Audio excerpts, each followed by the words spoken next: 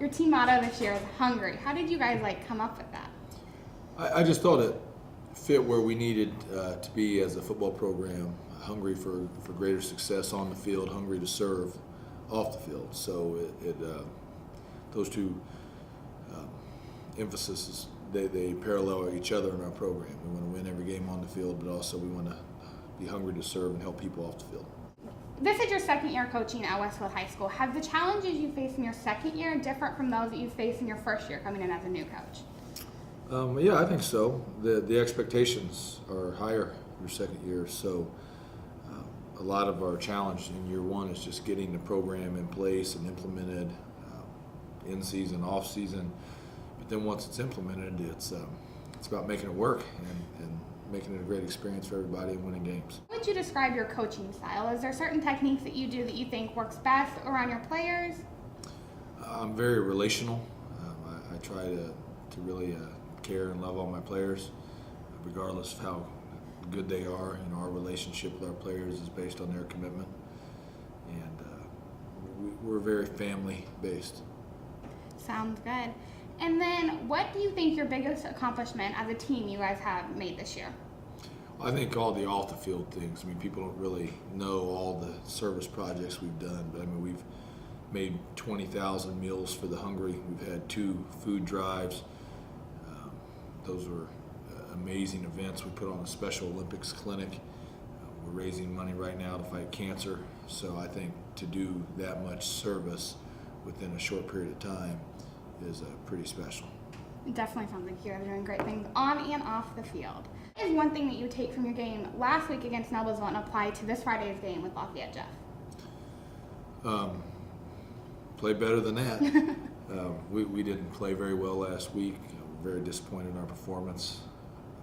We have no excuses. We just did not execute and play as well as we need to. The biggest thing is we've done a great job all year of taking care of the football and taking it away from the other team, but we had a lot of fumbles and interceptions last game, and so we need to fix that if we're going to win any more games. Okay, and then how is the fan support? How big of an impact does it have on you guys, just as a team and just as a community, do you feel?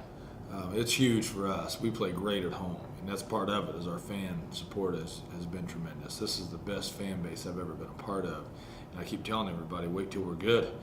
And we win lots and lots of games, and how excited everyone will be. So we certainly play a little bit better at home, and I think that the amazing support we get from our student body has been the reason.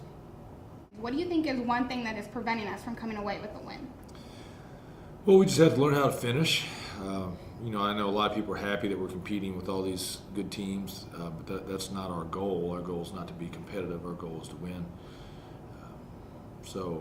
We just really have to learn how to finish the job. We've led in the fourth quarter against every team but 1 or 2. Led at halftime pretty much every game except for 1. So we need to finish and play better in the third and fourth quarter. Do you feel that the game being broadcasted live last week affected the way that the players played? I don't think so. We don't really talk about that much. I made sure they knew so they could tell their relatives, but I don't think it had much of an impact. Tonight is senior night at the football game, and how have the seniors just made an impact on the team, and how have they just been there for the team?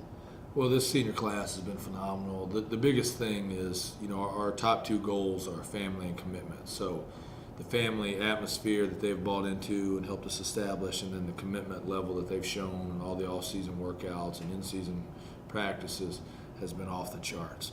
So their legacy, regardless of whether we win a state title or we don't, their legacy in my mind is cemented as the team that really got us going in terms of family and commitment.